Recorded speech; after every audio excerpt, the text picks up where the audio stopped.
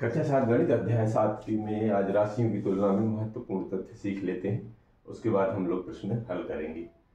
तो राशियां तो वो होती हैं जो जैसे किलोग्राम, वजन, है ना, लंबाई नापने के लिए मीटर, किलोमीटर, और दूरी नापने के लिए, है ना, ये काम आती हैं।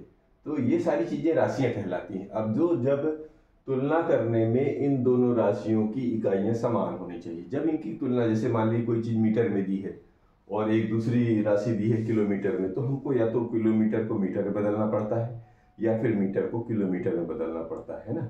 तो जब दोनों राशियां एक जैसी हो जाती हैं तभी हम उनको तुलना करेंगे।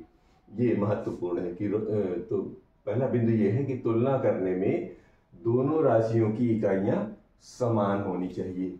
जब ऐसा हो जाता है फिर आगे बढ़ते हैं।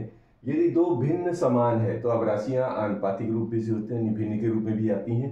तो यदि दो भिन्न समान हैं तो उनके अनुपात तुल्य होंगे। यदि दो भिन्न मतलब तुल्य है, दो भिन्न समान है मतलब एक जैसे भिन्न है और उनको अनुपात के रूप में लिखेंगे तो वो जो उनके जो अनुपात होंगे वो भी बराबर के अनुपात में ही होंगे। तीसरा बिंदु ये है कि यदि दो अनुपात तुल्य हैं, अब देखिए आपने दो भिन्नों को अनुपातिक रूप से तुल्य कर लिया। अब ये दो अनुपात भी हमने ले लिए, यानी दो अनुपात बराबर हो तो उनके चारों पद समानुपात में होंगे। समानुपात मतलब अनुपातों का अनुपात, यानी दो अनुपात जो आपने लिए हैं और दो अनुपात इधर लिए हैं, ये दोनों बराबर हैं, तो ये हम कह देते हैं कि ये दो पद इसमें, दो पद इसमें, तो ये चार के चारों जो है समानुपात मतलब में होंगे, अर्थात बराबर होंगे। अब आता है प्रतिशत का अर्थ है। प्रति माने होता है प्रत्येक और शत माने होता है 100। तो यहीं पर उसी चीज का इस्तेमाल करना है कि प्रतिशत का अर्थ है प्रति एक 100, यानी 100 में एक। जैसे मान लीजिए कर दिया 5%, इसका मतलब ये हुआ कि 100 में 5, ये समझ में आनी चाहिए। तो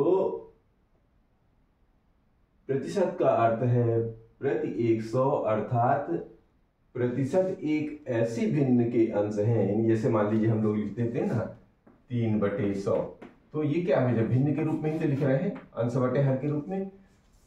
तो यानी कि प्रतिशत, यानी कि इसको ऐसा लिख देते हैं 3%, ऐसा लिख देते हैं ना। तो प्रतिशत एक ऐसी भिन्न के अंश हैं, यानी ऐसी भिन्न के अंश हैं जिनके हर 100 होते हैं। मतलब 3% लिखा है, इसका मतलब उसमें जो है हर 100 लगा हुआ है।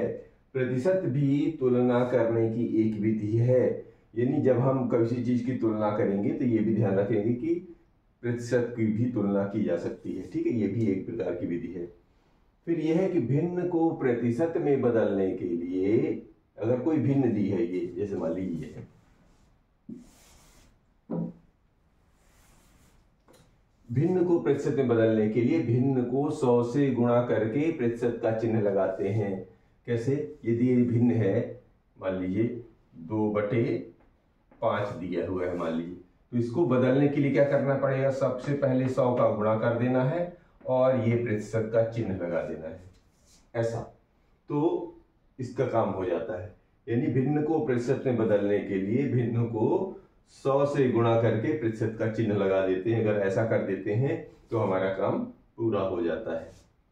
अब किसी प्रतिशत को भिन्न में बदलने के लिए, अब मान लीजिए प्रतिशत दिया है, जैसे मान लीजिए दिया हुआ है 10% लिखा हुआ, ठीक है।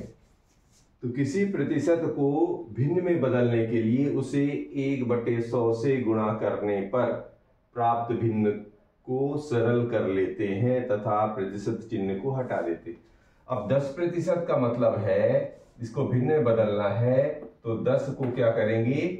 1/100 से गुणा कर देंगे ये, और क्या करेंगे? ये जो चिन्ह है इसको हटा देंगे और फिर इसको जो है हल कर लेंगे, तो जो भी परिणाम आएगा वही उसका जो है भिन्न हो जाए। क्या करना है? चिन्ह हटा देते हैं और ये यानी 10/100 अभी हटा देंगे तो ये क्या बन जाएगा? 10/100। अब इसको जो जब चाहे हल कर लो अपने हिसाब से, ठीक है ना।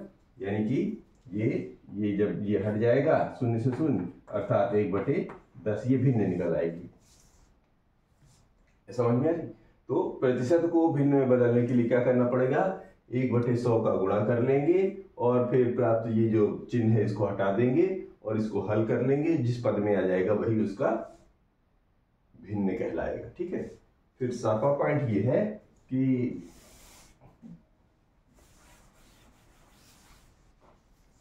यह ज्ञात करने के लिए कि पहली संख्या दूसरी संख्या की कितने प्रतिशत है, यानी दो संख्याओं की तुलना हो रही, तुलना तो कभी कोई भी राशि में करेंगे तो दो ही राशि में करेंगे ना, तो ये देखने के लिए कि पहली राशि दूसरी मतलब पहली संख्या यानी पहली राशि जो भी होगी दूसरी संख्या की कितने प्रतिशत है, ऐसा करने के लिए पहली संख्या को दूसरी संख्या से भाग देकर, यानी जो भी पहली संख्या मान लीजिए x है और दूसरी संख्या मान ले y है, तो इसको दूसरी संख्या से भाग देकर परिणाम को 100 से गुणा कर देंगे और इसमें 100 से गुणा कर देंगे तो हमारा ये जो है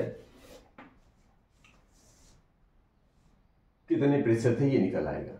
ठीक है। अब ये तो रहा इसके महत्वपूर्ण तथ्य। अब इस पर हम सवाल हल करेंगे अगली वीडियो में।